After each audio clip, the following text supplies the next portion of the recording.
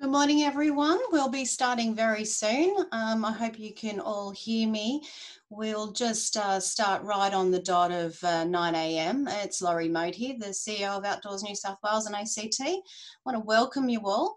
Can I please ask you all to turn off your videos? We actually have a very large number of people that are joining us today, and it'll just certainly help with the quality of the sound and the projection of the presentation if your videos are off. Really thank you for that, and we'll be back to you very soon, so hang in there. Hope you got a cup of tea and ready for a great session.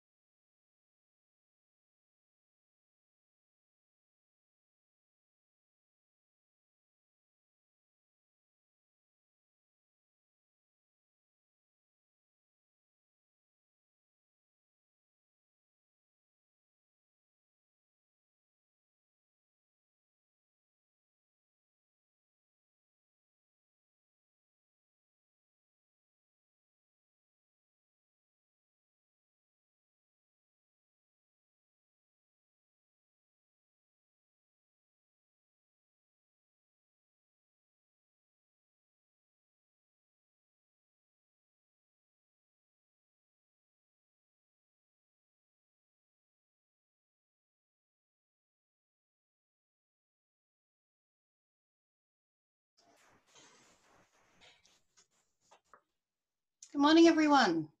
It's just turned 9 a.m. and if you heard before, I really appreciate everyone to be here this morning.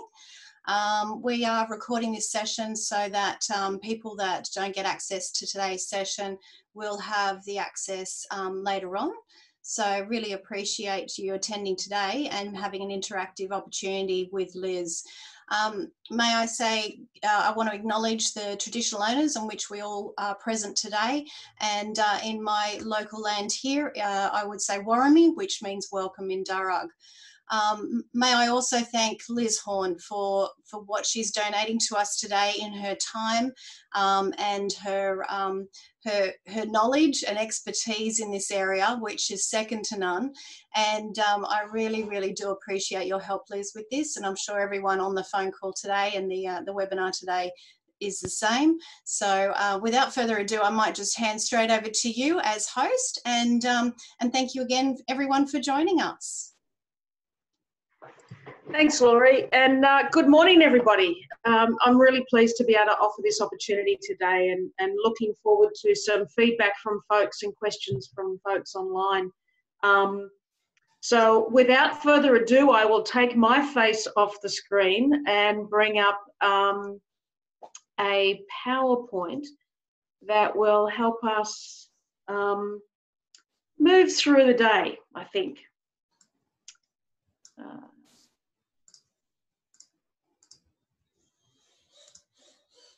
Let's see if we can get that right.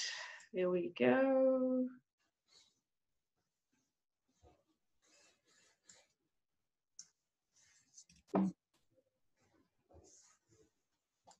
And we will, can people see that now? Beautiful. So really, on behalf of Outdoors New South Wales and now ACT, I was lucky enough to be the committee member on the steering committee for the Adventure Activity Standards. So that's really why I'm here today. And the Adventure Activity Standards and Good Practices Guides were developed over a course of 3 years. So many will be familiar with that hand reaching out to support somebody else. And we'll move through the process. So hopefully today what we'll do is, typically we've been doing for Outdoors New South Wales one of two things. We've either been doing a webinar for an hour or just over an hour, or we've actually been doing a pretty much a 6-hour workshop. So what I've tried to do today is combine the thoughts of both, so that we can do an introduction to the why, how and what of the Australian Adventure Activity Standards, how they came about, who they're for, and opportunities to ask some questions. So I've left my workshop sort of questions in there because it might provide us for an opportunity to have a brief conversation, even if it's on the chat space, or to find some questions that we could then build a day workshop around once we can actually be in the same shared space together. So I've tried to do something a little different with today's session. It won't be just me pouring information onto you for an hour. So we'll see how it goes. We'll love your feedback at the end. So we know adventure is important. We know there's eminent risk in being involved in outdoor activities, but we really believe that it's worth it. And so in order to balance and support our incredible industry, what happened back in 2015 was there were 5 states that had adventure activity standards. 2 of them were due to renew their adventure activity standards. They were all pretty similar. And so the state peak bodies of outdoor recreation came together and said, let's do something here. Let's make one adventure activity standard.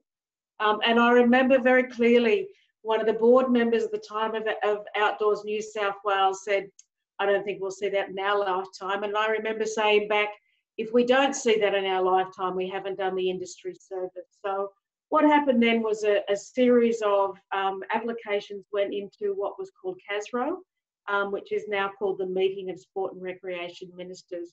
And we sought some funding from them, and also committed to rallying the troops around the country to get volunteer specialists involved in the process. So basically, the Ministers of Sport from around Australia have supported this project financially, and then the industry has supported it in kind with a lot of hours.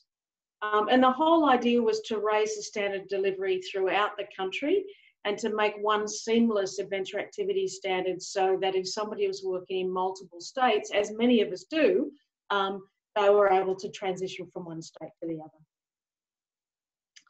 So a steering committee was created, and it was probably one of the first times that I can remember in my history that the steering committee was made up of the outdoor representatives from the outdoor peak bodies, as well as representatives from some of the governments. So in some states, we don't have a peak body. So in those states, they were represented by somebody from their Office of Sport in that particular state.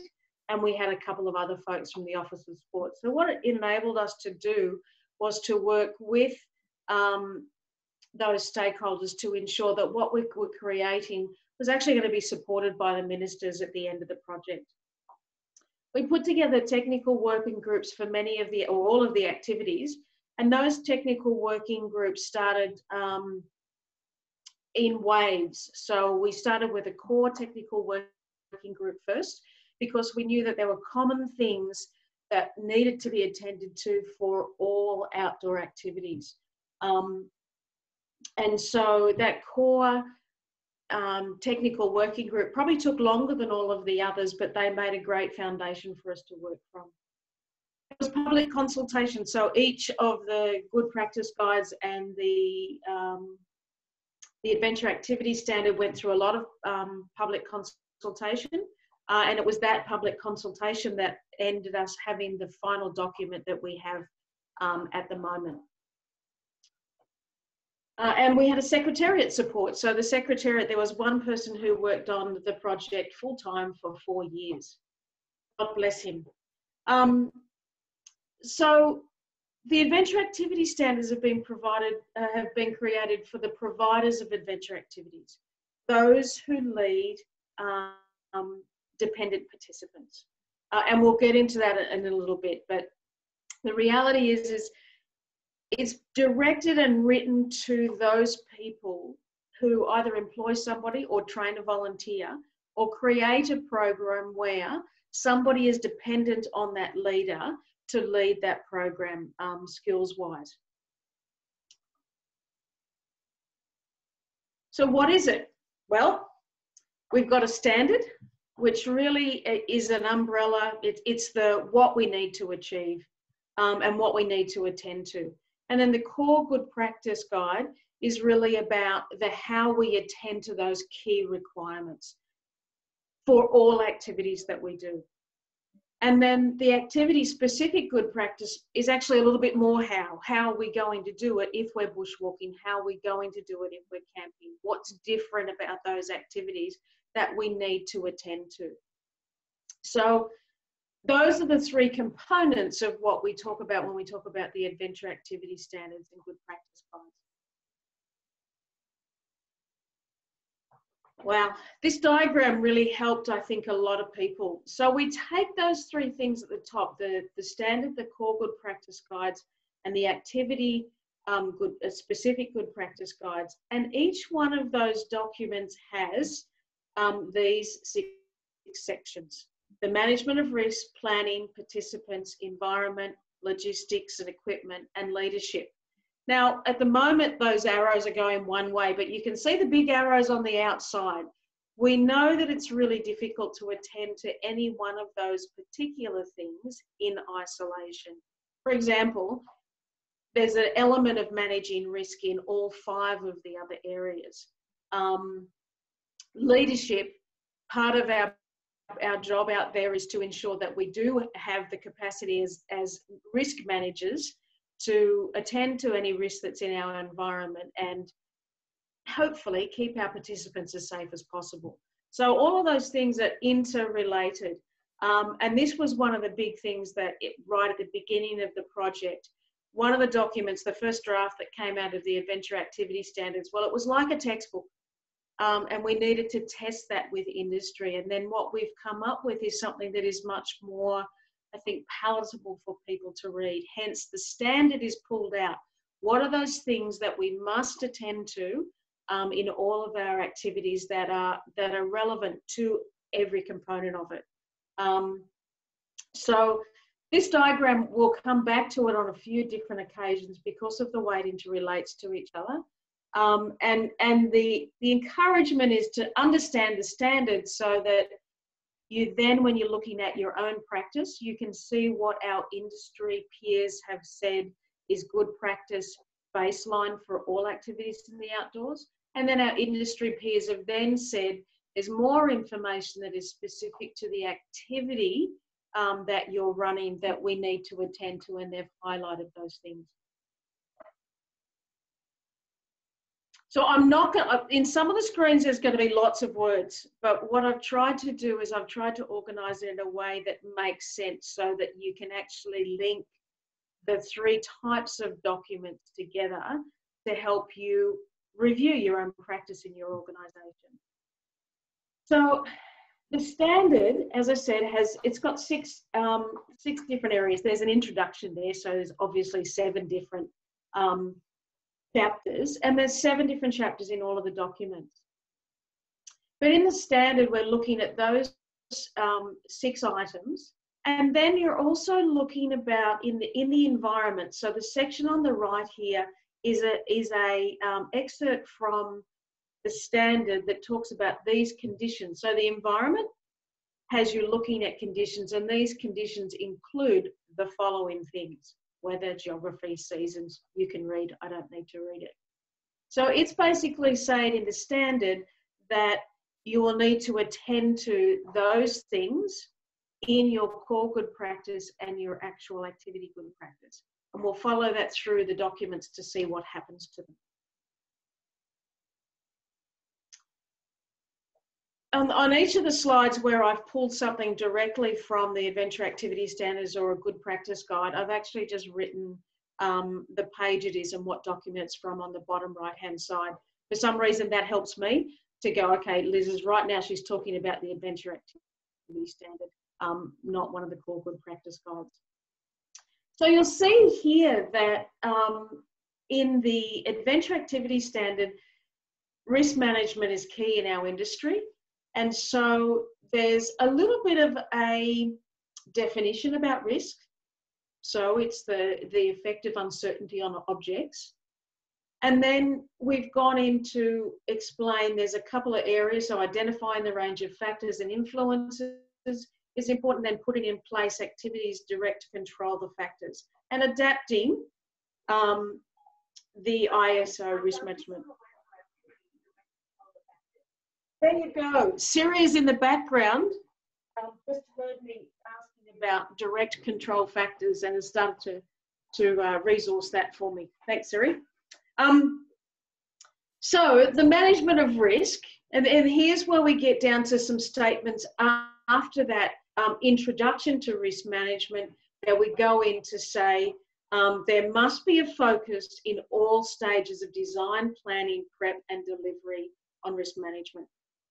So you have to have systems in place that focus on that throughout the whole delivery. Risk management systems must be flexible, adaptive and responsive. That's a good idea. And then the adventure activity standards. So we go back into saying the adventure activity standards are going to help you identify some of these potential risks and look at them comprehensively. So there's a couple of statements there about must.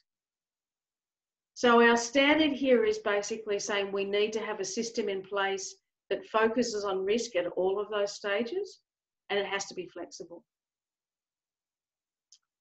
So we've introduced the word must, and you will find this in the preface on page 4 for Good Practice Guides. There's just an introduction to the language that is used in these documents to help you understand.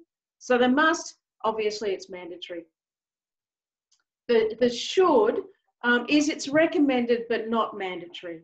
And then can and cannot, or can and may, really is about saying, look, there's an opportunity here for you to do something.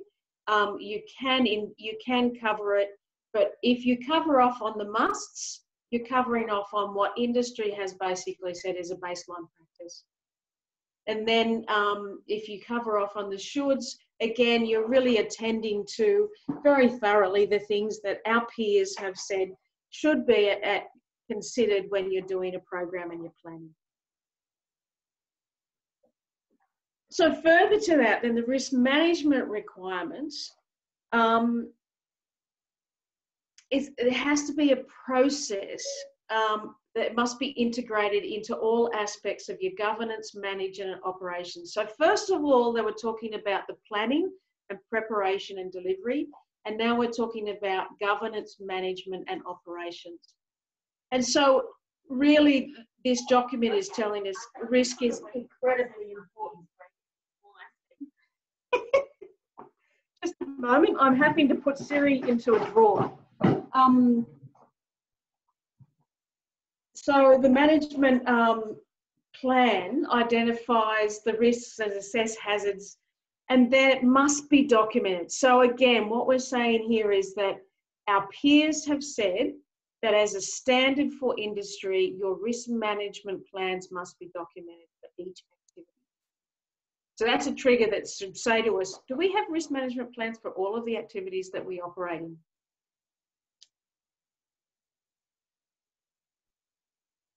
So then, then we get a bit more information about what the risk management involves and what steps it takes into place.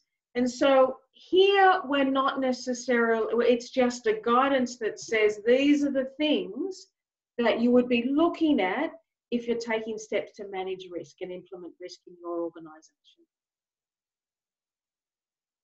And then you'll see down the bottom that again, we're not necessarily, there's not a continuance on of must or should. It's really about saying it includes compliance with relevant laws, regulations. So it's also identifying that, hey, it's not just about what you think you need to do, but you also need to look at your legal obligations when you're planning your activities, etc. So we're getting a bit of theory about risk management, and we're also getting what you really need to attend to. And here's a bit on planning.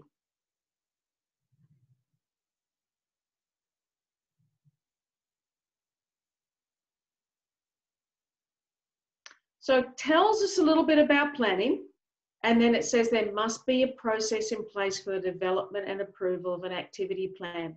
Now, if we take that in the current environment that we're moving out of, and I'm not going to do a lot of COVID-19 today because that's not what this is about, but right now, operators who are looking at a process to develop and approval their activity plans would need to be ensuring that the new work health and safety regulations around COVID-19 were attended to before the program activity could be approved. And I'm sure you're all dealing with that in all sorts of different ways.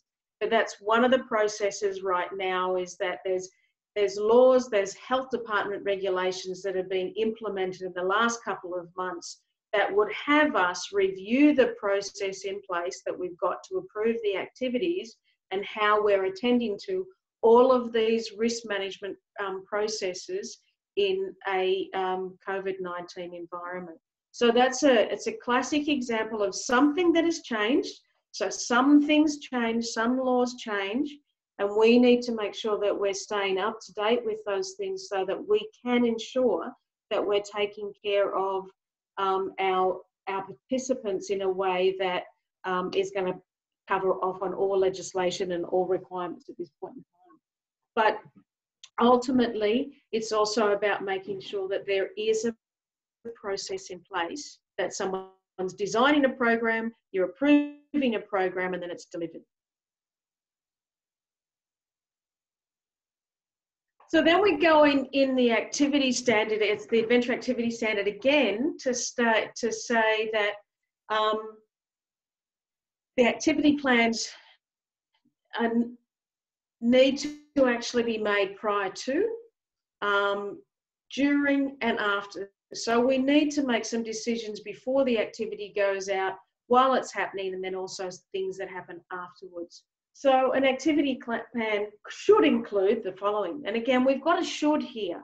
So if you don't include one of those, that's okay. But they're suggesting that a solid activity plan should include the following things.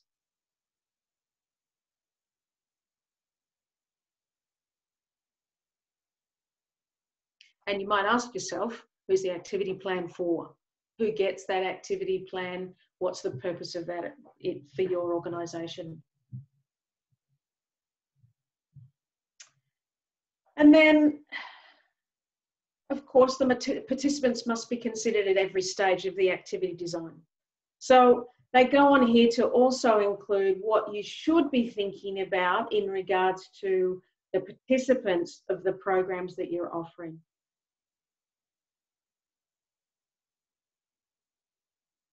And now we see the steps to understand their abilities, using those participant needs to then design and plan. So do you have to adapt your plan based on some of the abilities of the participants? What are you going to do if your participants range in abilities from novice to an advanced bushwalker? How do you meet their needs and make sure the program is going to be engaging for all of those?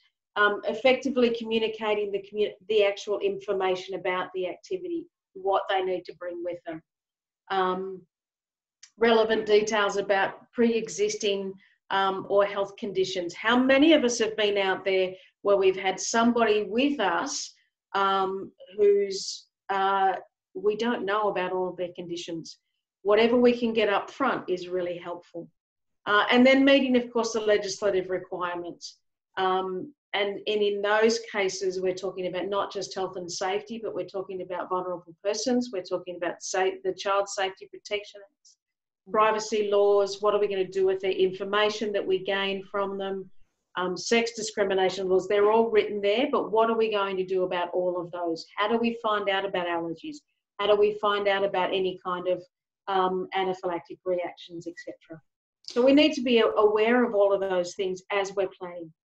Liz, sorry for the interjection. Just a quick question from the audience. They're asking, would they have access to this PowerPoint post the meeting? Because they've missed a few comments they've been madly writing down. Absolutely. I won't send it to you with my notes, because my notes are sometimes for me, and they don't make sense when you read them at the bottom. But I'm happy to send it through, to make it available through Leslie with in a PDF format. Wonderful. Thanks so much, Liz. Yep. I can't, Laurie, I can't see the, oh, there we go. I can see the chat now. I'll just pop that over on my. That's right. I'll keep you up to speed on any questions if you like. Beautiful. So that's our participants. And so you see here, we've talked about risk, we've talked about planning, we've talked about participants. It goes on to talk about the environment and leadership. So what I like about the leadership section is it's really clear and crisp. Adventure activities must be led by competent people who are appropriately skilled, knowledge and experience. And the responsibility of that comes back onto the employer, or in the case of a volunteer organisation, the organisers of the activity. So it might be a Girl Scout or Girl Guide troop leader. It might be a regional scouting activities supervisor who actually overlooks all of the activities that happen in their area and make sure the staff who are leading the activities for those troops actually have the skills they require. And later we'll get into some tools that help us with that. And I think, because I think it's important that we're able to look at some tools that make that job easy rather than trying to make it up ourselves. And again, here's the next section of the leader requirements.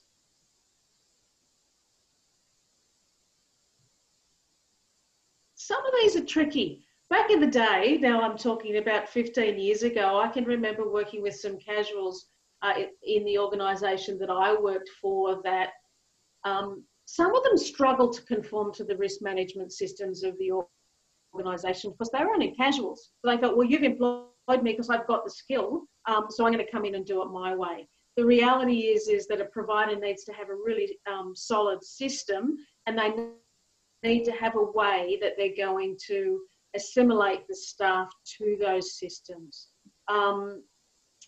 They need to be able to make sure those things are attended to. Are they current? Do they have the skills? Do they have the knowledge?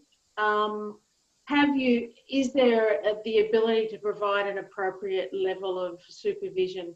And one of the interesting things that we get to in that dependent participants, if you're working with a group of adults who are dependent on you for the activity that you're leading, say it's a multi-pitch canyoning where you're 4 hours away from any kind of communications, let alone advanced medical support, those adults are reliant on you to run the activity, to support them. But you know, adults sometimes don't think that what you're just about to do is going to help them because they're in a space of fear. So we actually have to make sure that the person who is working with a group of adults and or children, but in this particular example, the person working with the group of adults has the capacity to supervise and manage that group of people in the environment that they're taking them into. It's a really key component. And as we work through our own organisation, what activities, where are we taking them? Does that change? Does the level of skill change dependent on the environment you're operating in, the group that you're working with, et cetera, et cetera? So we need to be attending to those as providers. This slide, I've left it in here so that people get a sense of, if we were doing this in a 6-hour workshop, at this stage I'd stop and I'd say, we're going to go into this space of Chatham House rules. So for those who don't know Chatham House rules, it's basically what's said in the room stays in the room. And we're working from a space of trying to learn and understand, not a space of judgment. So we would go into a section right now where we'd be saying, let's have a collaborative approach. Let's learn from each other. And also in the case of New South Wales and most likely the ACT as well, these activity standards and good practice guides are a big change from the New South Wales adventure activity standards that were existing up until these were introduced. So it's a big change for providers. There's a lot more detail that we're being asked to look at. And so that support for our New South Wales providers is really important for Outdoors New South Wales to provide, to say, hey, let's help you understand it. And in the workshops that we've run, these sessions have been really quite rich because we've been able to have more examples of talking about the adventure activity standards. But for today's purposes, really what I would say is, what documents does your organisation have that address some of these standards? Have a look at your own documents. And look and see what's missing, what's covered well, and where you go, oh, actually I haven't, you can go into each one of the standards and even ask yourself the question, do I have a process, did our organisation have a process to approve program design? So, this is what we would typically go into in a full day workshop session. So I guess what I would offer right now are there any questions? And we probably, because there's so many people online, it might be best for those questions to come up into the chat space. Are there any questions at the moment on what I've talked to in the standard? If people want to actually ask a question too, if you go into the participants tab, you can certainly vote yes, and we will address you via direct message, and you can turn your audio, well, we can turn your audio on for you, or you can type your message in. Thanks, Laurie. No worries.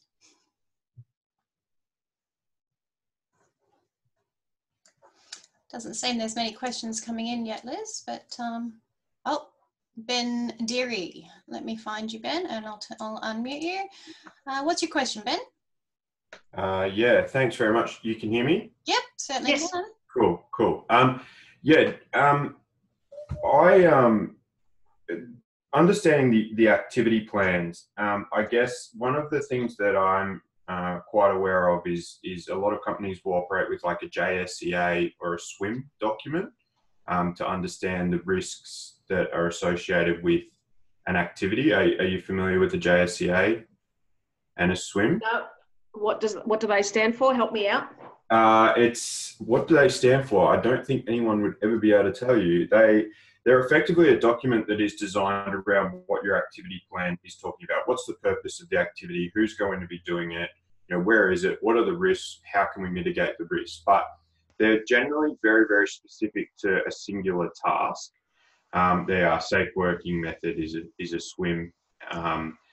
And I guess these activity plans, is that sort of an outdoor education concept for that? That's the document that you will use to spark conversation with staff undertaking an activity?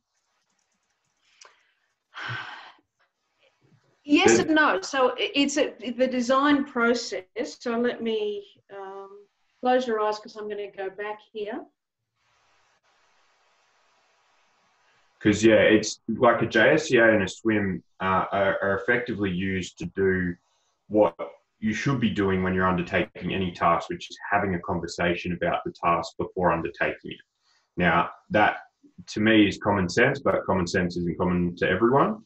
And quite often people will just assume that, in the situation of, carrying something that's 50 kilos, you've got two people lifting it and carrying it, but there's only one person who knows where they're going. So it's about prompting that conversation to say, all right, we're going to lift this, where are we going? What are our hazards of lifting this? We obviously want to make sure, and it goes right down into the specifics of making sure you're following through on bending with your knees. Is the path clear in the walking? how's everyone's health at the stage of undertaking the task, things like that. Now, when you're looking at obviously considering a hike or a walk, so you're looking to undertake a new walk or explore a new route that could potentially be used as a walk for a client.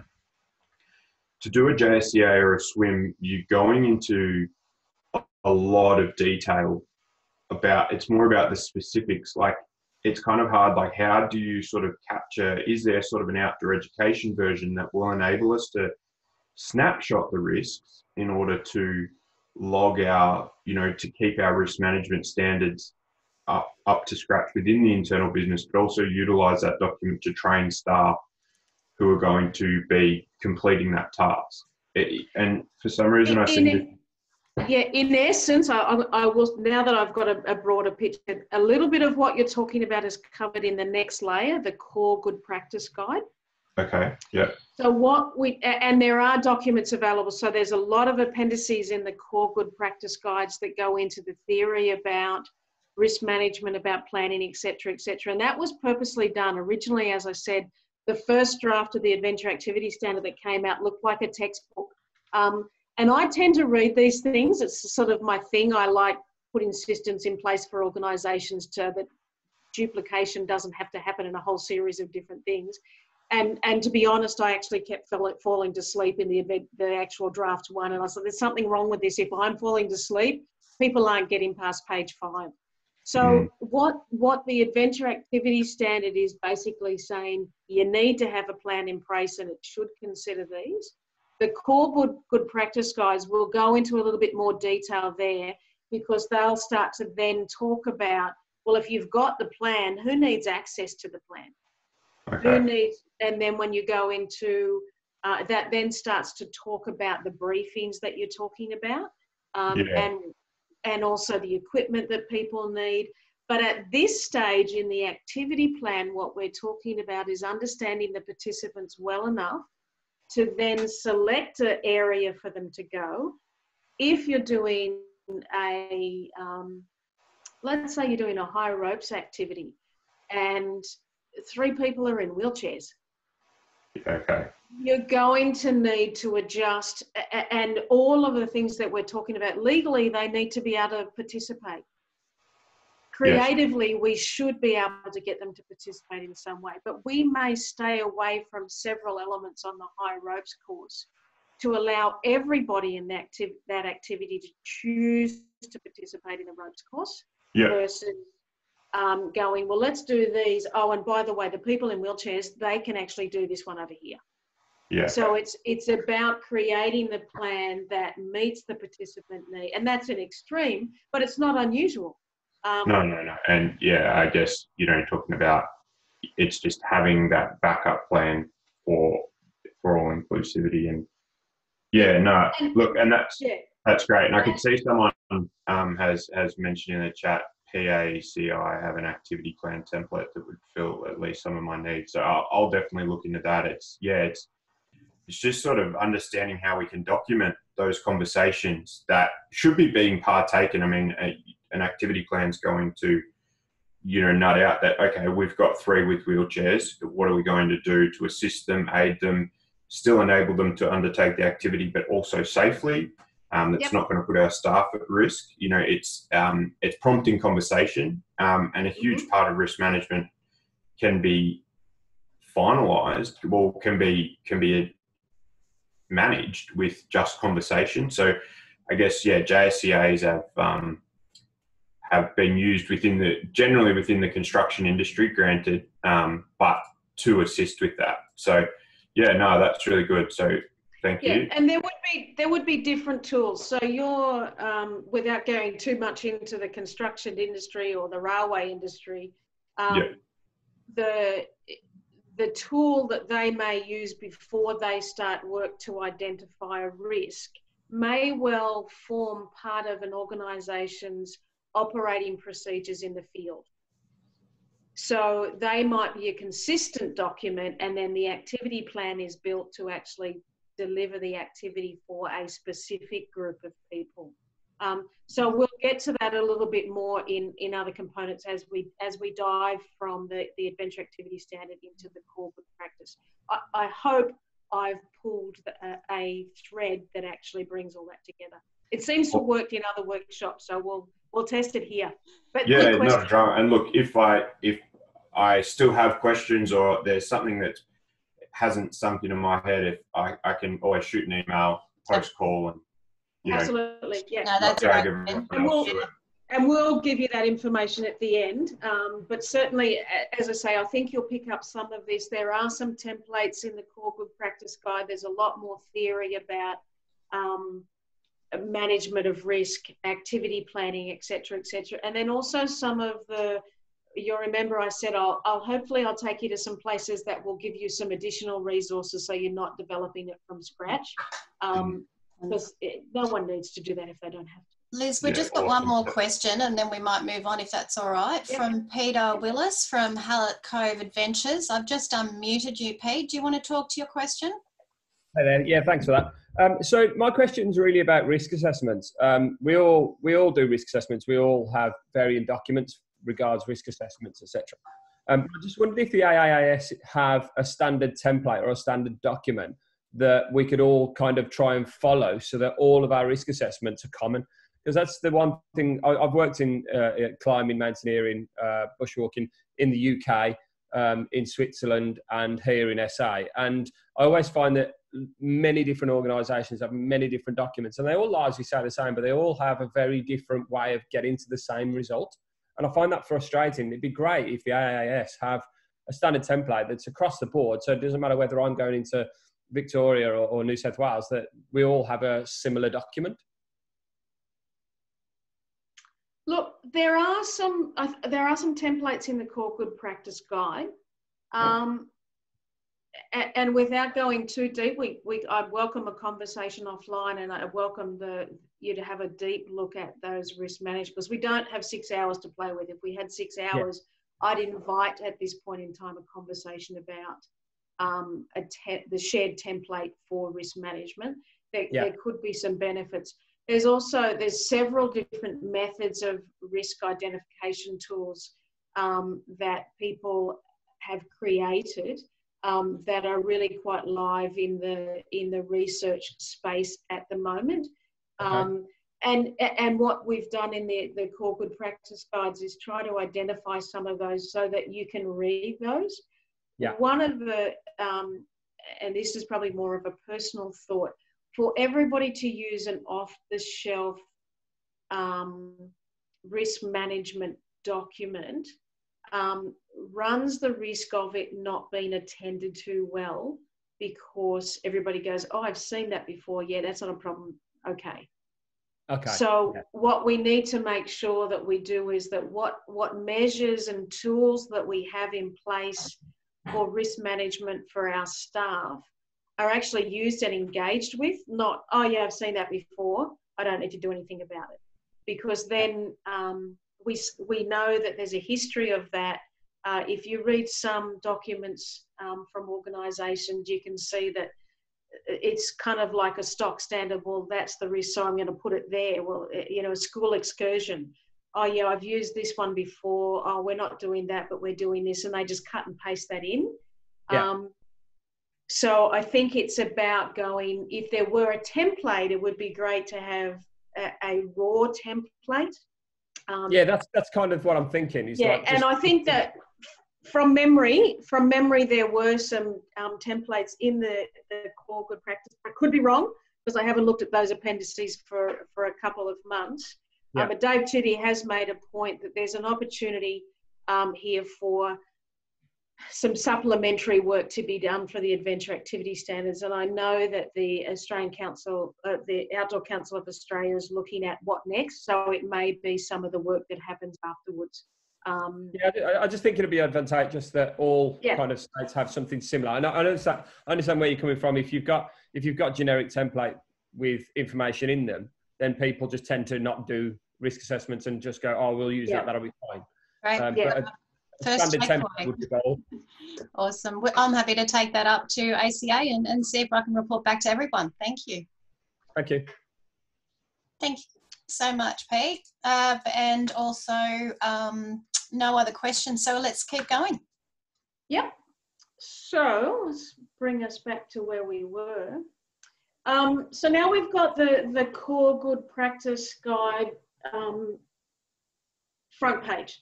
So what's probably really important to note is on the left here, you'll see that contents overview in the front of each of the standard and the Core Good and the Good Practice Guides. The section on the right is from the full index, which you will find at the back of each of the documents. And so I just wanted to make sure that everybody knew that, because when you go into the overview right at the front, if you want to know the specifics about, as I've done here, the environment, you flip to the end of the document and you actually click on any of those dots there, it will take you to that part of the document. So it's hyperlinked to the document. But here what I'm trying to do is to say, in the Core Good Practice, sorry, in the Adventure Activity Standard, we talk about the environment. When we go into the Core Good Practice Guide, and the environmental section is significant in the standard, but now what we're doing in the Core Good Practice Guide is for all activities, so common across all activities that happen in the outdoors, our peers have said these are the things that need to be considered. So in the environment, so the trigger points, the climate, weather. You'll remember back in the environment, we talked about they needed to consider the weather, the bushfires, tree safety, wildlife safety, etc., etc. So now what they're doing is they're giving us more information about the environment in the Core Good Practice Guides. So when we go into the trigger points, there's a conversation there about what a trigger point is, why you need them, and how they're helpful. Now, a trigger point typically is something that helps you as an organisation or you as an operator in the field change your plan based on a matrix that's been put together. And there's some suggested matrix there. You need to talk about climate and weather. You need to talk about sun safety and severe weather sites. What's your organisation going to do when a severe weather warning happens? You need to plan that beforehand, not decide on that on the actual day. And then it goes into the other things that are listed there. So what I've done is I've said, okay, well, let's take that environmental thought process and go to that next level down. So you'll see here, drinking water is one of the areas. And then when we go into drinking water, there's laws and regulations in the state and territory jurisdictions that have to be adhered to. So if you're providing a program that needs to source water, you need to make sure that you're meeting those regulations. And this comes into play when you've got a property that is reliant on well water, river water that has to be treated, or you're a journey-based program that has to have some sort of treatment of the water that you're collecting from rivers, etc., etc. So it's basically saying you must protect the drinking water source, and you also have to have a system in place here to make sure the quality of water that you're giving your people meets with the laws and regulations for your particular area. That could trigger us if we're, again, in a river or a lake environment where we're taking the water from the area, that we need to do a double check to make sure that there's no blue-green algae. If there's blue-green algae, we probably shouldn't be operating there. That's a trigger point that we might need to check on that before we operate in an area that is prone to having blue-green algae. But in the case of the drinking water, we actually have to meet the regulations and laws in that jurisdiction. There's no doubt about it. So the Core Good Practice is saying that's for all activities. You need to make sure that happens. And so that in each section of the Core Good Practice Guide in the environment, you'll see some other information there. You'll see information about understanding weather knowledge, doing weather checks before programs, keeping an eye on the weather conditions, so knowing how to read some of that. Communication with the outside world if you're in a remote location, how do you get access to those weather forecasts? Because we have the luxury of having those 7 days beforehand. Whether or not they're true or right is another thing, but we can't ignore the fact that now we have access to really good weather predictions, 4 to 7 days in advance.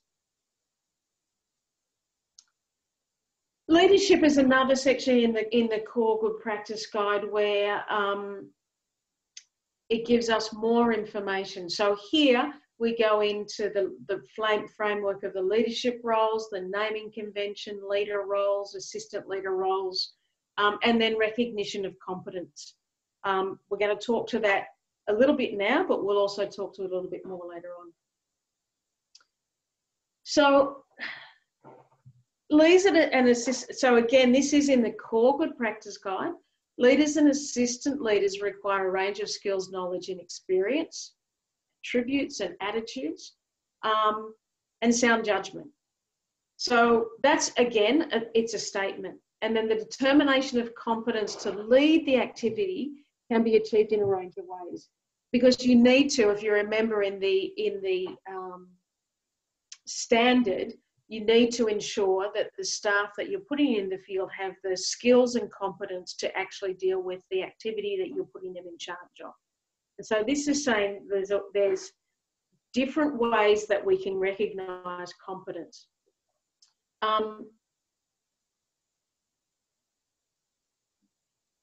This one there. So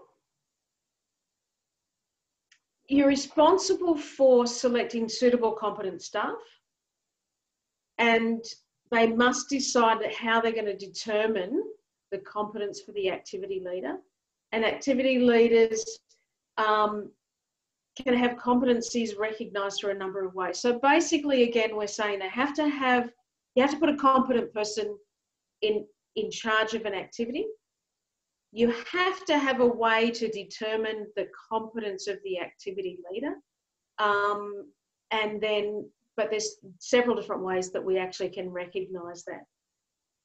And these are the ways. So they can be recognised by a formal qualification or training course.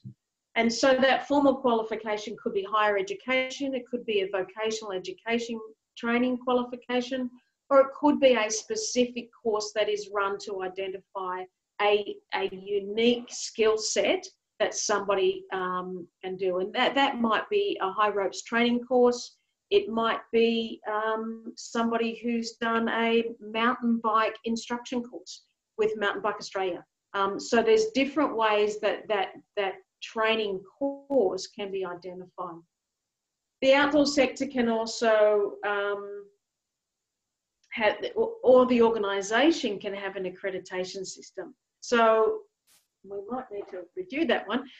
But in some cases, the Australian Canoe Australia has an accreditation scheme for instructors. Surfing Australia has an accreditation scheme for instructors. There's a number of different peak organisations that have an accreditation scheme that have a way that you can clearly see that somebody has met a sequence or an identified set of skills and knowledge in order to gain that. So your canoe flat water guide is a classic example of that. The Australian Climbing Instructors Association is another one with the single and multi-pitch leaders. There might be a leader registration scheme, and there's also a peer recognition and verification process. So identifying that when we talk about providers, we're talking about commercial providers, not-for-profit providers, and we're also talking about volunteer groups. So volunteer groups still have a requirement to have a peer recognition scheme or some sort of recognition scheme to ensure that the person who is leading the program has the competence and skills to do so. So those are the 4 different ways, or a combination of them, that you can identify somebody's competence. The key part there is that an organisation has to have a way that they do it. And they might say, well, we've got several different ways. Because somebody has a formal qualification or is identified within a registration scheme, you actually still need to make sure that there's a level of currency in that skill set. So if somebody's done a qualification, for example, on climbing, multi-pitch climbing, and they haven't touched a rope for 2 years, you probably want to try and figure out how their competence is sitting currently versus the last time they were actually able to go out and run a session. So that's really important. So again, it's the provider's opportunity or provider's responsibility to make sure that that competence and currency is there. And you need to have something in place for that. How different people do that is quite unique. They might have a, here's the list of activities we do and the areas that we operate in, and here is the competency required to do that. So if they're canoeing on flat water, it's a flat water canoe qualification that they would be looking for. If they're canoeing on moving water, then they might be looking for whitewater qualifications. If they're canoeing and kayaking and they're in a kayak support but they're instructing canoes, you can see it starts to get complex. So the idea about making sure that that competence isn't just about they've done a course, but they're currently using those skills and what level of experience. So you might not put a graduate that's coming out of university or a VET qualification on a 40-day remote program with no support the minute they walk out of their qualification, even if they've got the highest level of qualifications. You want to make sure that their experience can actually get them through the process. So here again, when we're in a workshop setting, we'd look and say, what documents does your organisation have that address the core good practice guides? Pick a section, have a look at your own, and what would a tool look like that would help you audit this? So I'm going to give you a little bit of a sneak peek at something that I've kind of been playing with here. I thought long and hard about this, but I thought, no, I'm going to share it with these folks because I think it helps explain this a little more.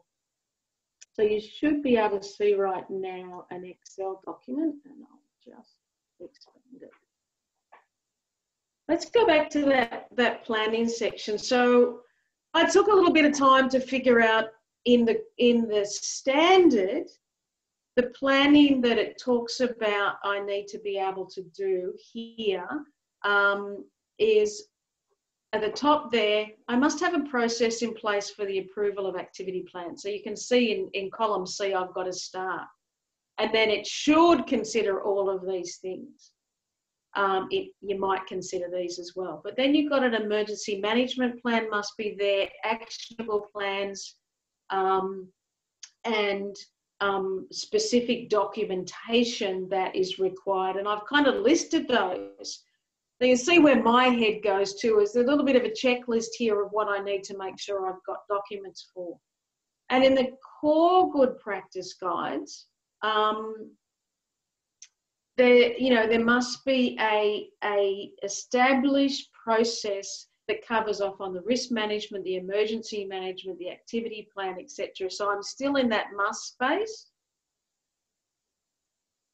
And I go down, I talk, okay, in the activity plan, yeah, there's a thing in place, but does your activity plan specify primary and secondary purpose of activity? Oh gosh, I don't know. Does every activity plan need that? And so now I'm starting to work through the different things that have been identified. So emergency management plan must be in place. And these are the things that are considered, displayed in accordance with the law, and activity leaders are familiar with it, non-participating, is it covered in briefings, does the participant know how to implement the emergency management plan. So you can see this is my head's starting to go to a place, oh, these things need to be in an emergency management plan. So I probably then go to an emergency management plan and go, oh, does it include these things? Oh, we haven't covered anything in our briefings about what happens in case of an emergency or what happens in case the leader gets injured. Better go back and figure out what we need to cover in our briefings to make sure that if there's an emergency, the people in the group know what they need to do. And some organisations might cover off on that where they've got a group leader working with a group and there's a teacher with them as well, and they have to let the teacher know where the first aid kit and the radio or the communication device is. So in some of those things, it's just about pulling out the information that is important to me as a provider, that I need to make sure that my documentation, something exists for it. I'm only part way through that particular section, but the risk manager is really clear in the standard talks about what must be done, and those are just literally cut and pasted from the standard. But when I get down to my core good practice guide, there's a risk management framework that has to be documented. Yep, the communication to the relevant stakeholders. How am I communicating the risk that's involved in the programs that I'm operating to the actual stakeholders? Who are the stakeholders? Who have I got to communicate with? Is there a letter to the school? Is there a permission letter from the parents? That should be triggering all sorts of questions for me. And there's detail on this in the documentation. Dynamic risk assessment. The risk assessment doesn't only happen before. We all know that. So what are my things around, what's the information about the dynamic risk assessment that I'm going to provide to the people, the leaders that are operating the programs that I'm organising? So this document here for me is where I say, what's a tool? What does a tool look like to help you? This is one of the tools that in my own business, I'm organising so that when somebody says to me, hey, Liz, am I AAAS compliant? I can go, well, let me have a look and let's see. And these are tools that I'm sort of working on for myself to provide that opportunity to audit. But it's the same sort of process that organisations could be going through right now to audit their own information. And look, one document might have a whole heap of this in. Some people call it the standard operating procedures. So it's about going, can I find this in my documentation? And if not, hey, I might need to put it in. Yes, Liz, I think everyone's been teased by this and would love access to the spreadsheet. You'll have to talk to me later about that one.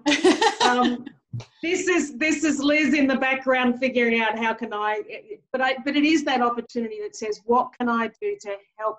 It's from operating these workshops that I've gone, what can I do to help people make this more usable in their own environment? This makes it usable in my head. So I have a couple of people having a look at it for me and testing a little bit. But again, you'll see I might have taken a little bit more time in this leadership space, which is why I originally opened it. They must conform. Like, you've got all the stuff at the top there. Again, it's the same process. But down in the core good practice, these are the things that everybody I put in the field, I need to attend to. Down to the first aid requirements. I need to figure out what first aid requirements somebody needs if I'm going to put them in the field where they're looking after the people that are paying or participating in my project in the case of a volunteer group like Scouts, etc. The other thing that comes up for me there when I've talked to some organisations is, only such and such. I'll just go back to the screen. Of course. Somebody who's doing rafting down the Snowy has to have this, this and this. And it's like, well, where's that documented? Oh, I don't need to document it. Maybe you do. And this is what the core good practice and the standard is saying. Have documented things in place so that you can go back and refer to the decisions that you'd made ahead of time. It doesn't mean to say you can't put a variation in. but have your documentation in place that shows that you've really thought about what skill level does somebody need if they're going to raft the snowy river when the waters are coming out from the snowmelt. So that's what we would be talking more and sharing more in a one-day workshop, which there was one planned, but we had to cancel it. Liz, just quickly, Cherie's just asked about the first aid quals and the ones that have lapsed. Cherie, I'll take this offline and help you with that because we do have some information on that. Excellent. Thanks, Laurie. Are there any other questions at this time on that, the core good practice guide, or what I've just sort of covered there?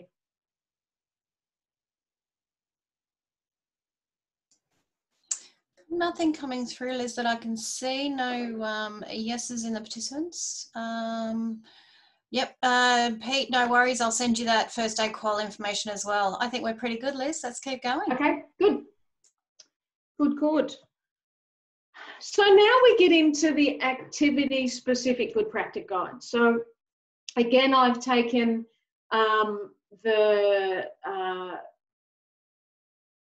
information from the back of the actual good practice guide and said, okay, here's the information. Now, this particular good practice guide, no guesses for what it is. It's got natural surfaces, artificial surfaces, and weather information. This is from the abseiling and climbing good practice guide. And when it's where it says bushfire prescribed fire danger period, basically what you find when you go to that section is refer to the good practice guides. So one of the things that we ask the specialist groups to do is, if something is covered in the core good practice guides and does not need any additional information, please just help people by actually sending them back to the core good practice guide. So the bushfire information in the core good practice guide was very thoroughly covered. It's got trigger points, it's got a whole series of different things. So the abseiling and climbing crew said, no, go back to the actual core good practice guide for that bushfire information.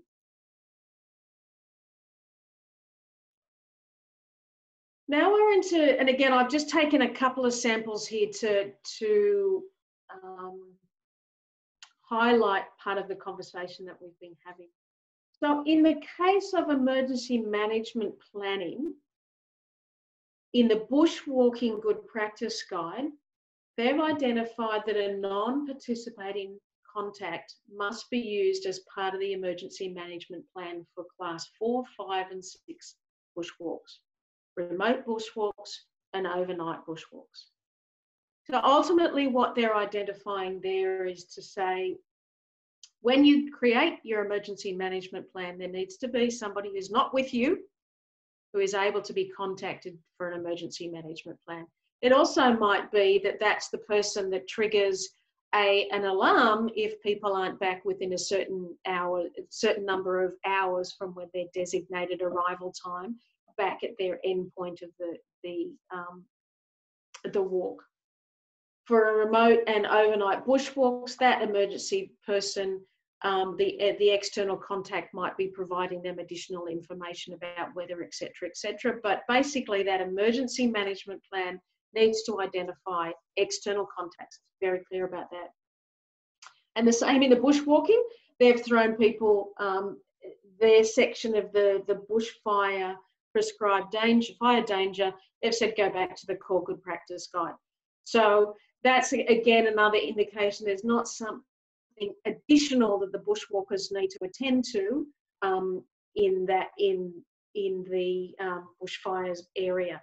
So again, what we're looking at here is that the specialists who are doing the bushwalking good practice guide said, well, if that's covered in the core, what do we need to attend to that is specific to bushwalking or specific to abseil climbing or specific to canoeing? And so in each one of the good practice guides, you'll find more information about that specific activity, whether it's planning. So you would anticipate in the planning section for a water-based program, that there would be a need to understand water levels, where the water comes from, if it's raining, what happens to the river level if I'm on a river, if I'm in a tidal affected area, what do I need to know about my direction of travel based on the tides, how dramatic are the tides, etc., etc.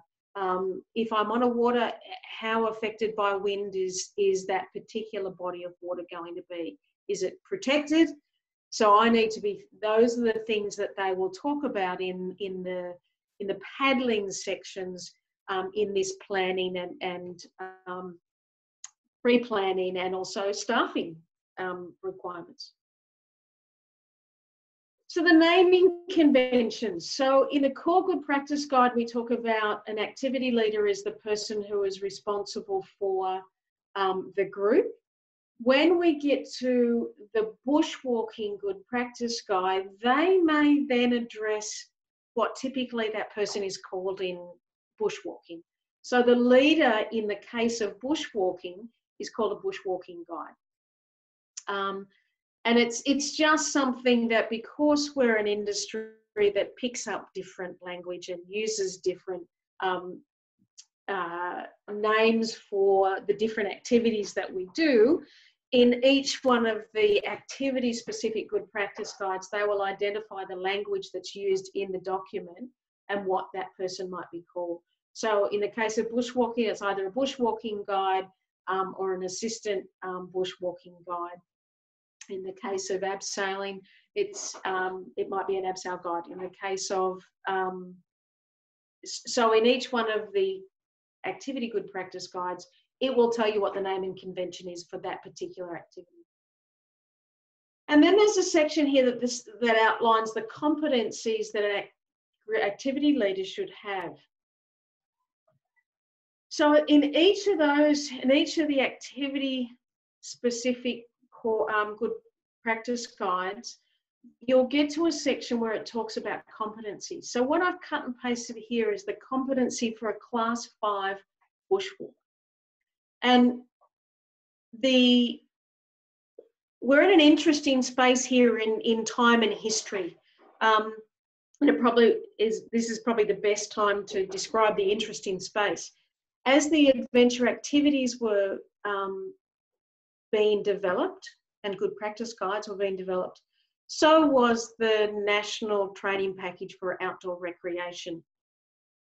So the specialists in the core good practice and also in the activity good practice made a decision that one of the best places that describes the skills, the competencies that somebody requires is the national training package. So what you have here is in the class 5, the core good practice for bushwalking has suggested that somebody who is leading a bushwalk needs the competencies that are identified in the Apply Intermediate Bushwalking Skills, which has a code that is this SISO BWG 302A.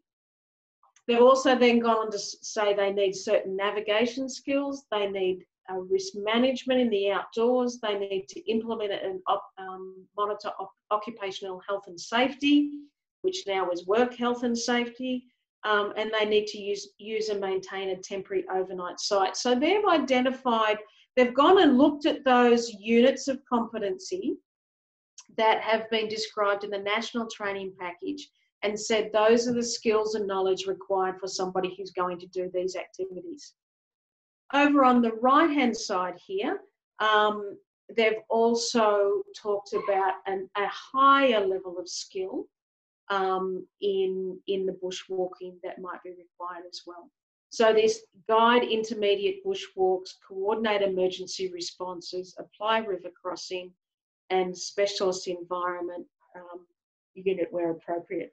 So here what they're saying is on these class 5 bushwalks, somebody needs these baseline skills, and they also need, they might need this guide bushwalk in an intermediate environment. They might need to coordinate an emergency response. i.e. they might be dealing with a response that they're going to have to coordinate and manage until advanced medical support gets to them. They may well be crossing rivers on their Class 5 bushwalk, so they might need the skills and knowledge required to cross a river safely. So you can see those are things that in the national training package, those skills are identified and spoken to very clearly. There's just a question on the new training codes. Do we have a version with the new ones? We don't, but that we're going to go right there right now. Great. Thanks, Matthew, for that question. So I'm going to do a new screen share. And in my other world, so I actually, in full disclosure, I work for the organisation, the skills service organisation called Skills IQ. And our task, I was the person who actually led the project to renew the training package. So people should be able to see now the website training.gov.au. I think I'm sharing that right screen. And this is the landing page for training.gov.au. So if we want to find out what one of those skills was, let's go to the river crossing, which was SISO BWG 404A. So I literally, doesn't matter, it's not case sensitive, I literally put that code that was in that competency table into this search button here, and I click search.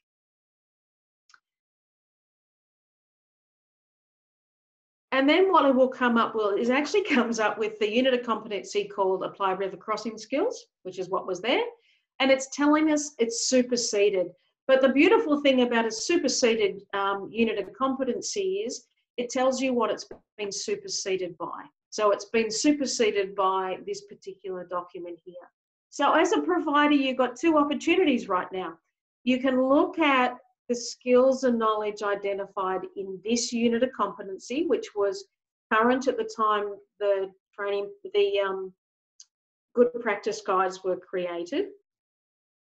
And you'll see that there's a plan of river crossing, apply swimming techniques, and then apply river crossing techniques. So it actually talks about some of the things you need to consider.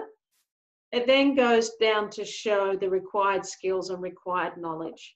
And it even tells you the evidence. So if somebody's got this unit of competency, they will have had to have done these things down the bottom as part of their assessment. So that's the old unit.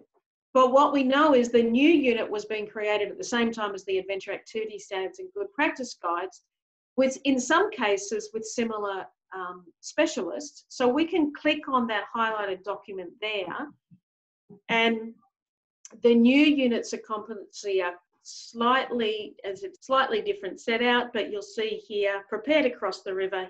Here's some of the things that you need to do to prepare to cross the river, and then the cross river using techniques appropriate to the condition. So it's talked about those there.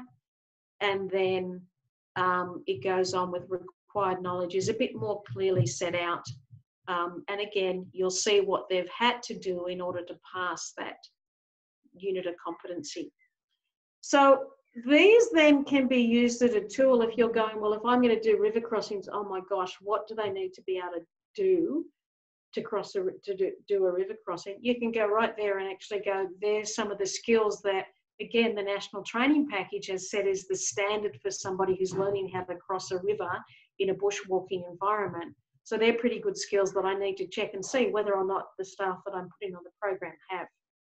That's the purpose of these competencies being put in the back. So you're not creating your list of skills from scratch. It can be really well informed by these units of competency in the National Training Package. And that's what training packages are all about. It's about identifying the skills and knowledge required to do the job. In this case, the job here is crossing a river while you're bushwalking on flat or moving water up to grade 2. Good question. I knew that was going to come up. The superseded units of competency and the superseded qualifications are still qualifications that are valid at this time. The only reason that they're being updated is because the old qualifications are out of date. They were written in 2010 and didn't necessarily reflect industry at this point in time, and nor did they make it really quite easy. And industry was saying that the graduates aren't coming out necessarily with the skills that they need consistently from the different registered training organisations around the state. So what this does is it provides a standard that somebody needs to be trained to, that says they need to be able to do these skills, they need to have this knowledge. So you can use either one of those sets of skills. You can employ somebody with a certificate in outdoor recreation that they did back in 2000. That qualification doesn't have a use by date. Again, that's the difference between looking at and assessing the staff that you're putting in the program for current competencies, skills, and experience to do the job that you're putting them out there to do. So if you've got a qualification from 2000, you're still qualified. But if you're trying to figure out whether or not somebody meets the standard of what industry is expecting now for somebody to be a bushwalk leader on a Class 5 trail, these are what industry is saying is the best case scenario for somebody operating in that environment. In the case of the river crossing, the information might be quite similar there, but there might be specific things that have been added or taken away because they didn't make sense in the current operating environment. Are there any questions? And again, this training.gov.au, it's on its own slide in the PowerPoint, so you'll be able to find it easy. And it is easy to find. Literally, if I want to go back and do another search, I just click the back arrow, I change it in here, and I could do bushwalking 301. Oh, there wasn't a bushwalking 301, silly woman. If I do a bushwalking 3, I can go in and I can find the old superseded unit, which is apply intermediate bushwalking skills. So I can look on that there. But at the same time, I can see that apply intermediate bush skill has been superseded by bushwalking 02. Why don't I go and have a look at that one? And when we get the difference here is that, again, the old bushwalking unit talked about controlled and uncontrolled environments, so it didn't really tell you much about the environment. The new units of competency describe the environment much more. So it talks about, in this case, it talks about a difficult tracked environment. But you'll find in there, well, what the hell does that mean? And right down the bottom here, we've tried to describe what that difficult tracked environment is. So it's the Australian Walking Track Grading System and Grade 4, etc., etc. So then it describes some of the information there. So there's a lot of information in these units that actually will be helpful even with the sorts of equipment that you might need to carry, they might need to understand. They're good tools to help providers inform some of their practices, packing lists, all that kind of stuff.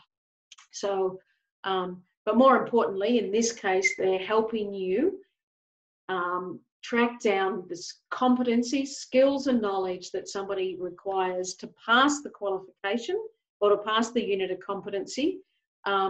So if you're, for instance, and we'll go back to the original slideshow at this point. If you are looking to put somebody in the field with these competencies, you know there's a document there that can help if you are a club or an organisation that doesn't employ people, so you're using volunteers, it's also a good way to say, okay, well, you've said you've been bushwalking for this length of time. What do I need to know in order to make sure that your competencies are good? The unit of competency provides you with a framework that you can go, well, can I ask these questions to see if you've done these things? And all of a sudden you can start to slide. You can then validate that they've got some of the skills and knowledge to do the job. So that process needs to be in place by all providers.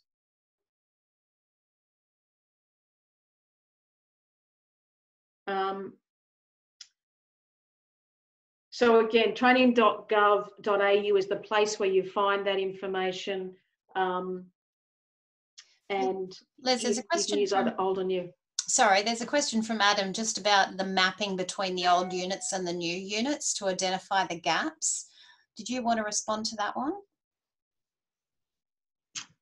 Adam, I'm not sure what you mean by identify the gaps. Let me see if I can find him and I will unmute him. There he is. Adam, are you there? Yeah. Hey, Liz. So I'm wondering if, so we have the units, they've all been deemed not equivalent between the old units to the new ones. Has anyone that you're aware of done any mapping of those old units to the new ones, looked at then where those deltas are or the gaps? So then we can then look at going to somebody that might have an old set of units that we will want to upgrade to the new set, or, you know, as PD you want to move them to, but they're not necessarily going to have to go and RPL for the entire new unit, because, you know, there are some commonalities and some stuff that comes across, but there are some deltas because the units have been deemed not equivalent. Yeah, Adam, we run the risk of going off into a training conversation there. I've listed at the end of the slide, so I've listed my contact details, so I'm happy to field that question. But in the general sense, when the update happened, we were quite specific to make sure that gaps didn't occur. Okay. And that's not to say that they didn't, right? But what happened, the reason, and for those folks who aren't familiar with training package speak, when a unit of competency or a qualification is updated, they have to signal whether or not it's equivalent or not equivalent, so that they know that the training organisations have got to do something with that. But it doesn't map exactly to the old unit of competency. And one of the reasons why all of the new units of competency have been deemed as non-equivalent is that the assessment criteria has changed. There's been significant change to the units of competency. Having said that, nothing has actually been lost. It's been moved around a lot in the training package. So planning, and again, that's where that link that's provides, it's been superseded by, there will be a comment. And there'll be a note. So it said supersedes by such and such, and in the notes, you might find some other information. So in the case of bushwalking in difficult tracked environments, there's a note that points to 4 other units of competency about planning and risk management, because some of those things have been taken out. So it's a little bit trickier, but it does give you all the information that says, well, if it's changed that much, what's changed about it? And it points you to the other units of competency that contain some of that information. There's no real gaps. It's just a different training package. It's just approached skilling staff a different way. And an example of that is, and again, trying to make it relevant to what we're talking about here, in the adventure activity standards for canoeing, if somebody's leading a canoe activity, they probably need to know how to get people back into a boat after they've capsized. In the units of competency that used to exist, you used to do canoeing and they used to do a capsize unit separately. If you learn to capsize in a kayak, but did the skills to paddle a canoe and did the guide canoe flat water trips, you didn't necessarily have to learn how to capsize and get people back in from a capsize drill. So in the canoe, new canoes, they actually have to be able to get back into a canoe and get somebody else back into a canoe after it's capsized. So that's some of the difference, but the skills are still there. So back to that, identifying the skills. If you want to figure out what skills somebody needs if they're going to be doing flat water instruction for you, then you go into those flat water units and find out what the skills are. And invariably, you'll find that they need to do a capsize drill in some way, shape or form. Thanks so much for that, Adam.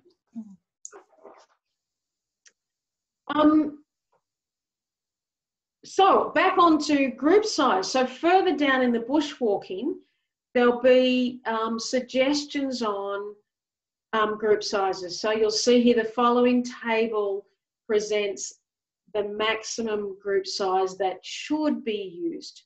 Not must be used, but should be used. So this is a suggestion from our bushwalking specialist that for a day walk on class 1 to 2 bushwalking tracks, the minors' maximum group size should be about 46 and the adult should be 46. But if you're doing overnight, the maximum group size should be 22, adult should be 22.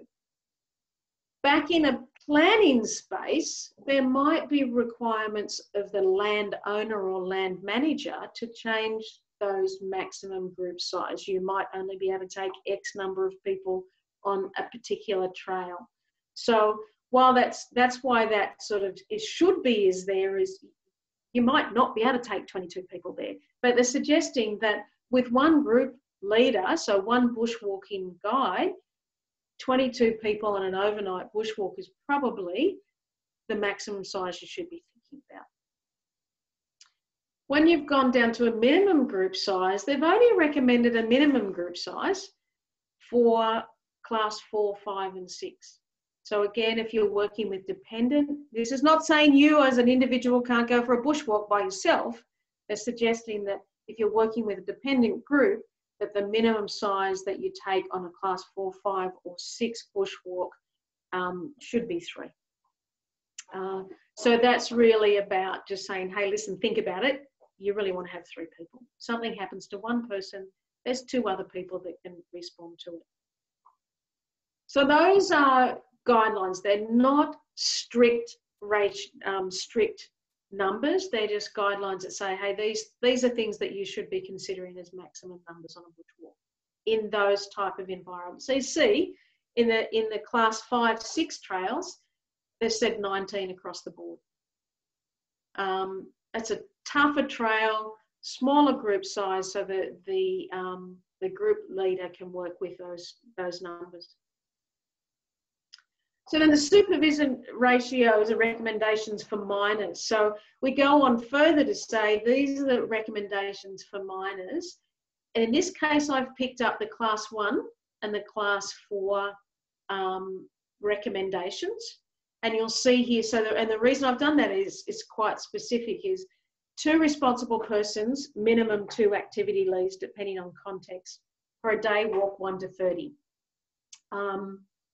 And then for 1 activity leader, 1 responsible person and suitable support available, 1 to 20 people for an overnight for that one class 1, 2. So it's saying an activity leader, bushwalking guide, activity leader, and 1 responsible person. Now, a responsible person, we didn't speak to that before, could be a teacher, it could be an adult, it could be somebody who isn't skilled in bushwalking, but is able, in the environment you're going to be operating, can be a suitable support for the activity. So that's suggestion of 1 to 20 in a class 1 to 2. Then if we go down to the minors in a class 4, so again, we're looking the same thing, overnight, we're going 1 activity, 1 responsible person, suitable support, 1 to 20 in a class 4 environment. Suggesting there the maximum group size is 22 because you've got your activity leader, the responsible person, and 20 participants.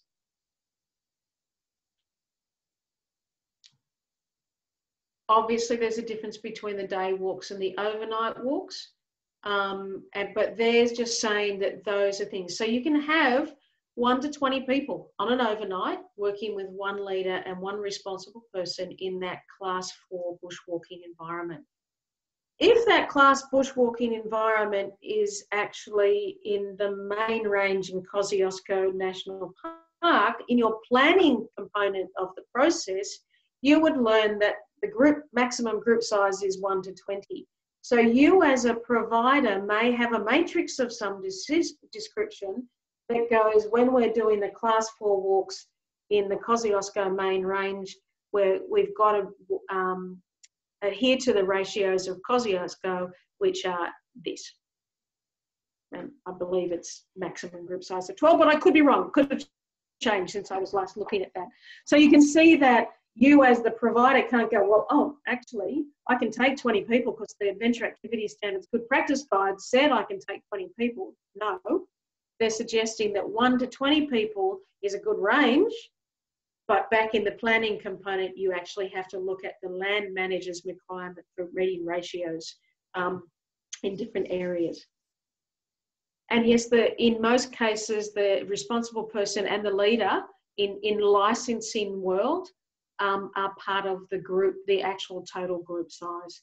I can see Callie's just asked that question. So you would consider the leader and the assistant leader as part of your total group size, which is what it's saying here. 1 to 20 overnight in the class 4, 1 leader, 1 responsible person. You add that together and your maximum group size is going to be 22.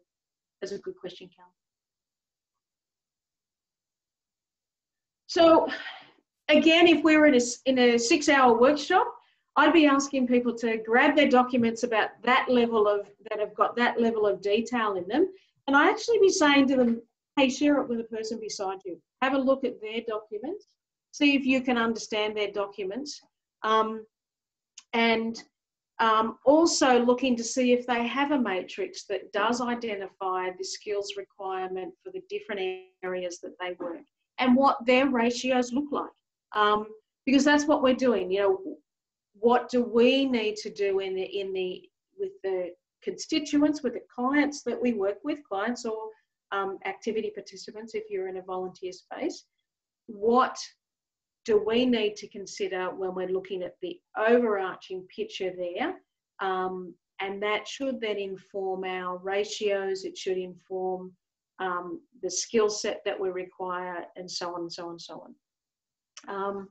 If you're going into the bush and you have 2 people in your group that have anaphylactic reactions to something, is the staff person working with them familiar with the use of EpiPens? Do you have to change your, do they have the appropriate first aid level to be working in that environment with people who have an anaphylactic reaction to a food intolerance? So some of those things you need to be considering here. So what process can you create to review your staffing requirements for all of the activities you run?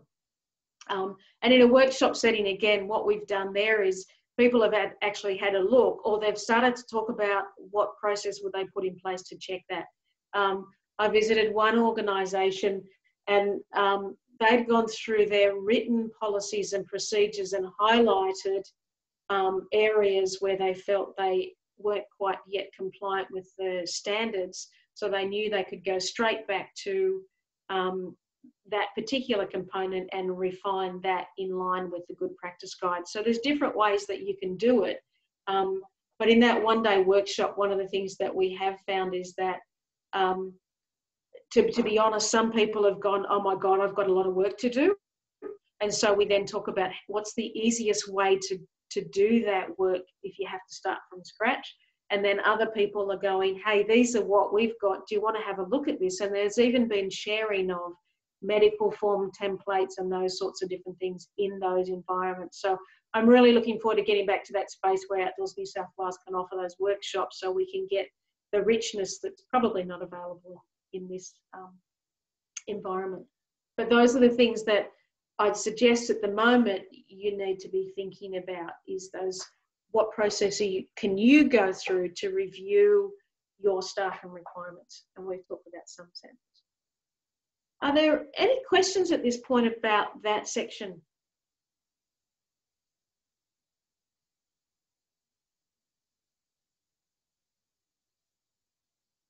Nothing coming through, Liz. Oh, good. Yeah, I think we're pretty good. Excellent. That either means a few people have fallen asleep or we're getting enough information as we explain it, because it's very difficult to explain all of the good practice guides. So what I'm trying to do here is give you a taste of what you can find once you go into depth into them. So again, in rounding it all together is this,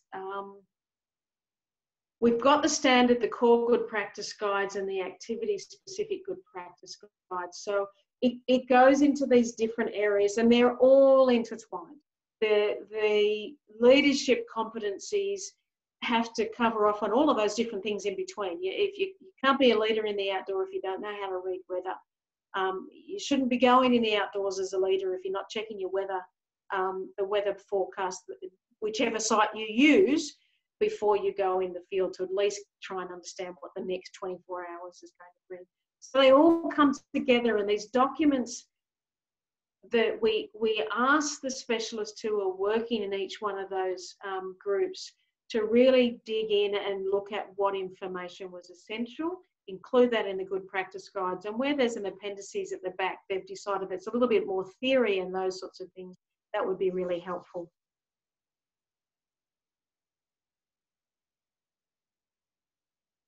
So the full suite, so now it's a little bit more of sort of rounding up of, so that they're the tools that have been created. The full set of adventure activity standards and good practice guides was published in October 2019. And it was endorsed by the meeting of the Ministers of Sport and Recreation for release. The really important part about that is that each state and territory, their state government has endorsed these documents, which helps us validate industry is really trying their best to ensure that our practice is there for the people, so that what we're doing in the outdoors has a really good framework around it for safety and quality. The state peak bodies are encouraging providers in each of the states to adhere to and to meet the standards and the practice of the information in the good practice guides. Now, I'm not 100% sure here, but my understanding was that the ideal start to that was January 2020, and let's face it, anybody living in Australia, January wasn't an ideal start to any year.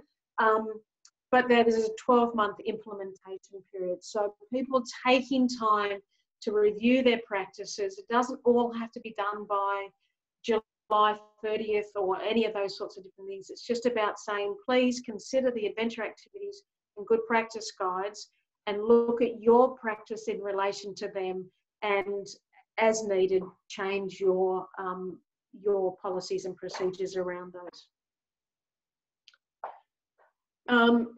You wouldn't be here if you didn't know these were the core good practices and the activities that are covered in them, which are quite, it covers off on those that the states decided were the most important to do. We couldn't do every single outdoor activity. So there are some states that still have a state-based adventure activity standard because the National Adventure Activity Standard didn't cover off on those. And you will find that out from your own, from Outdoors New South Wales. We were the lucky ones. We actually only had 6 or 7 to start with, so we've ended up with a lot more than we originally had. So that's fantastic for us. So Outdoors New South Wales is supporting Outdoors New South Wales and ACT is supporting members and industry stakeholders with implementation questions at this point in time for our state, and the other state peak bodies will be supporting them. Again, we're asking organisations to review their policies and procedures to be compliant with the Adventure Activity Standards and Good Practice Guide.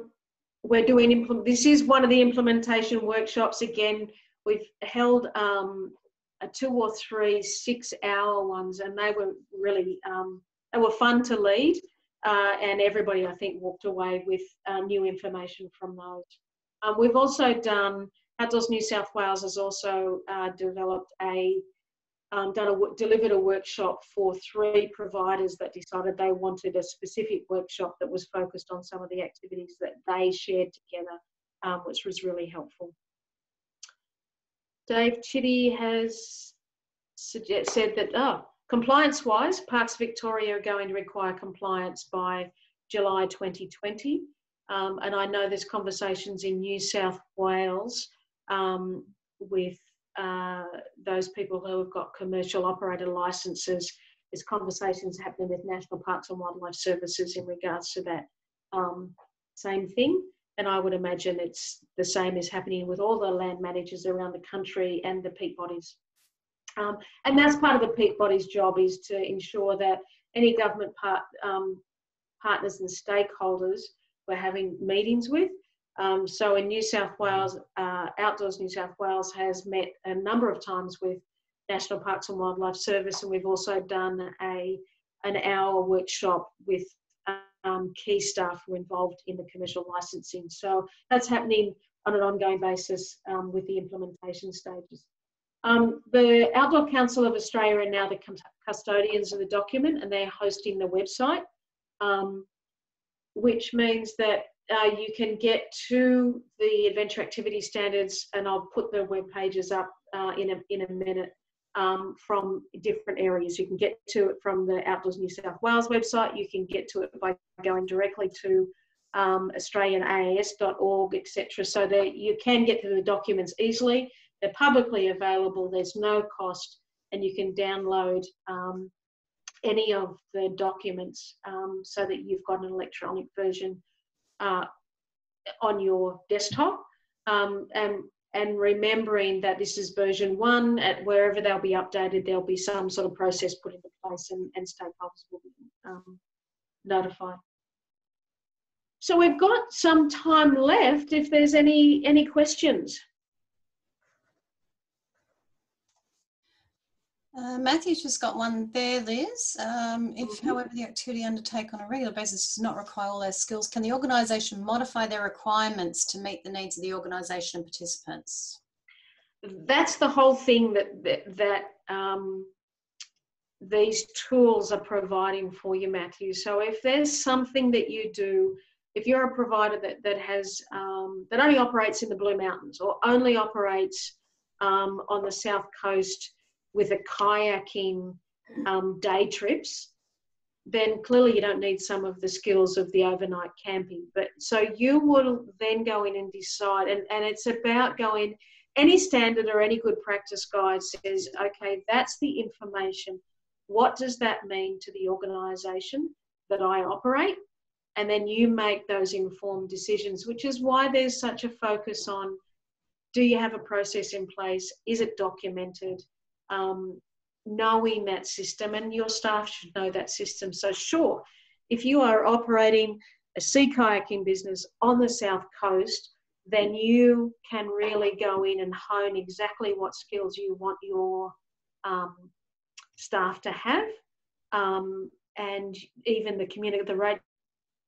what communication devices they need. All of those things will inform your policies and procedures and practices. Wonderful. The wording of leader competency says must.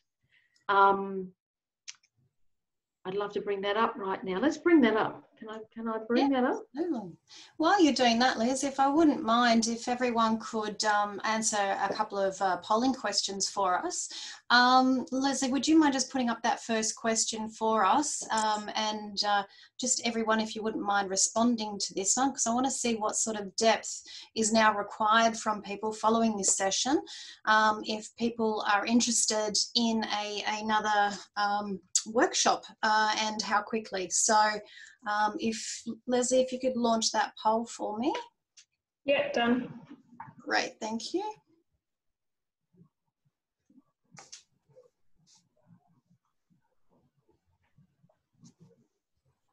These poll things are fantastic. Aren't they?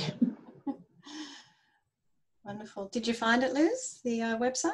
Yeah. Mm-hmm.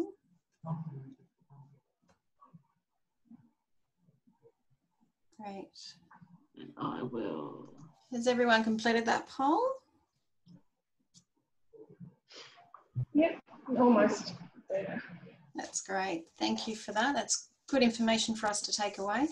Liz, I'll hand back to yourself for a minute, and then I've got 2 other questions after you're finished with that question. Yeah. So Matt's question is, can I change, do they have to undertake all of these, have all these core units of competency? And it says all activities must have these competencies. So again, one of the things that is key here is there are 4 different ways to validate somebody's got the competencies. And those units of competencies, we're not saying they have to have the units of competency. What we're saying is those things that are listed. So I'm going to go straight to the bottom one, provide work skill instruction, the TAEDEL 301. That's about showing somebody how to use particular tools and do some sort of instruction. And they would need that. Again, I'll go back to the South Coast, even though I'm not a sea kayaker, but I'm using that as an example here that says, if I'm running a sea kayaking business in the South Coast and I'm doing a 2-hour sea kayaking trip along the coastline, do I need the person who's running the trip to be able to do some sort of skill instruction? I probably do. Do I need them to have that unit of competency? Maybe not, but I want them to be able to do some level of instruction. Do I need them to be able to plan a recreational activity? Well, they do need to be able to plan how they're going to get the people into the boats, get their equipment on, do a briefing, etc., and then run the activity and bring them back. They may not be planning a 7-day sea kayaking trip, but they do need to know how to plan that particular activity session. Minimise environmental impact. You might have policies and procedures about what you're going to do with your rubbish, etc., but you would hope that somebody in a sea kayaking activity would be doing so with minimal impact. So again, it's about the competencies to have minimal impact while they're there. So it's about those skills have been identified to say these are things that people, regardless of what environment they're operating in, regardless of what group, they need to be able to facilitate a group. So you have some flexibility there to go, well, how do I as a provider make sure that the people I've got covering off on those components of this that I need? Quality service and customer service. A scout might not use that terminology of quality customer service, but at the end of the day, the Cub Scout or the Boy Scout or the Girl Guide that's involved in their activity is there because they want to participate in the activity. Is their terminology a customer? No, they're a participant. But it's about making sure that the principles behind delivering a service are there. So again, it's the competencies, not the unit of competency that they require. And you as a provider create that structure around your organisation. Otherwise, many of us wouldn't. It's about thinking about those things and competencies that they require to operate the program that you're offering. Brilliant. Is there any more questions from the floor at all?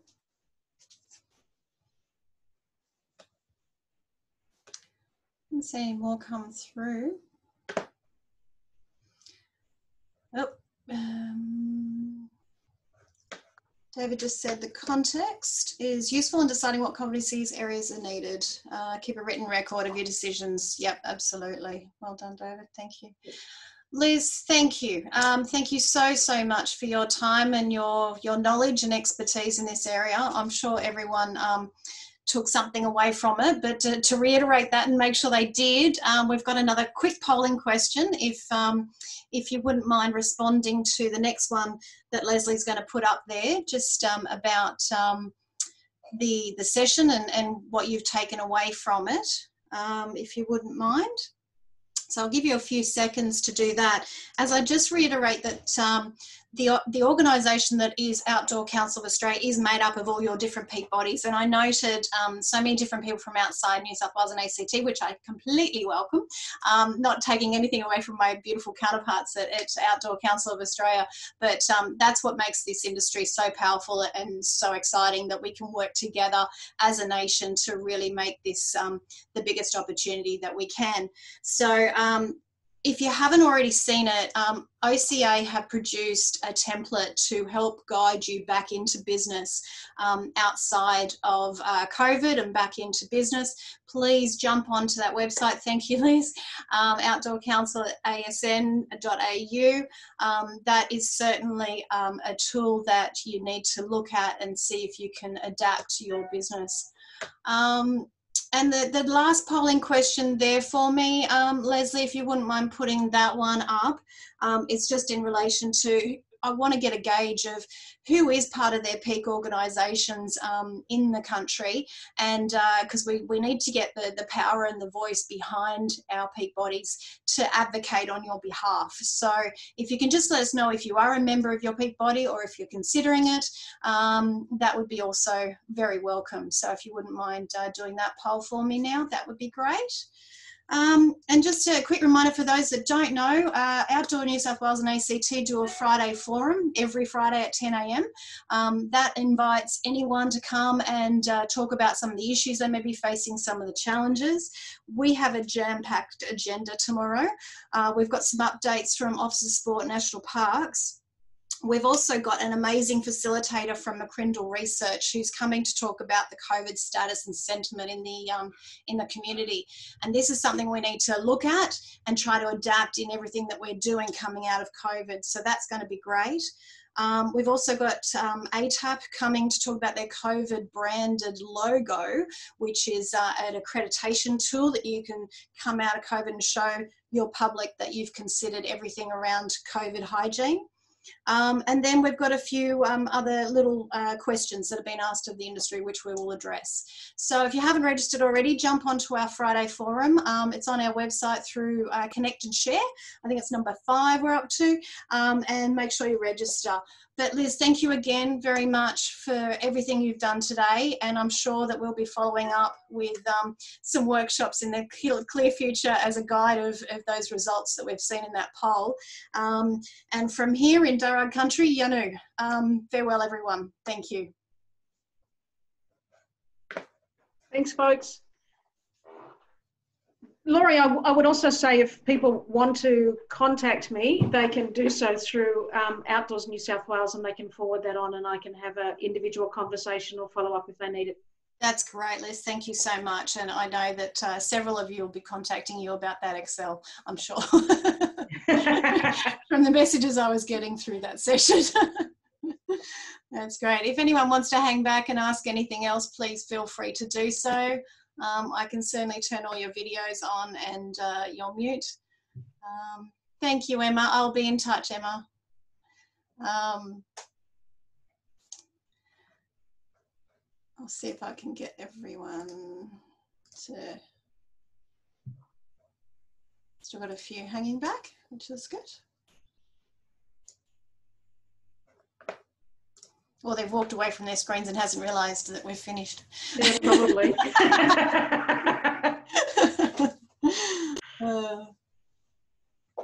No, they're all disappearing. Cool. All right. Thanks. All right. Thanks for putting those polling questions on at the end. Yeah, no worries.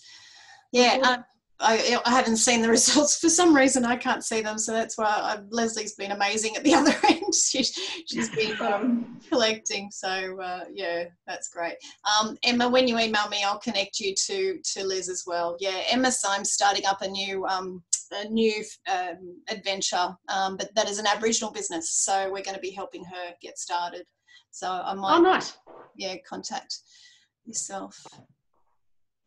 Good. All right then. Well, thank you, ladies. Thanks for organising it. There was how many people were online in the end? We ended up getting up to 67, I think, Leslie. Yeah. Yeah, and then that's good. Some came, some went. So on average, around about 67, which is yeah, that was good. Yeah, great result. great result. Fabulous. Thank you. I can't thank you enough. And have a good day. yeah, you too. We'll talk Thanks, soon. Liz. Okay. Okay, bye. Bye. Bye.